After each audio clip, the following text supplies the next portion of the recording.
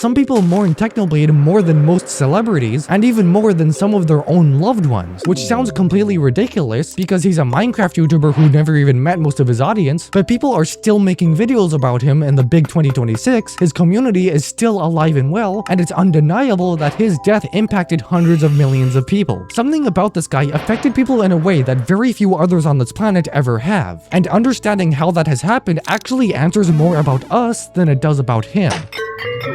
The first reason, and probably the most prominent one, was because of how YouTube works as a platform. See, since Technoblade was a YouTuber, he did YouTuber-y things, such as talking directly to his audience. Before YouTube was popular, in order to talk to millions of people like this, you would have to actually talk in front of millions of people in real life via something like a stadium or concert, or dedicate a lot of time to appearing on television. But since YouTube works in a way where you can just click a video and watch something, you don't really think about the fact that you're one of the possible billions of people in the audience.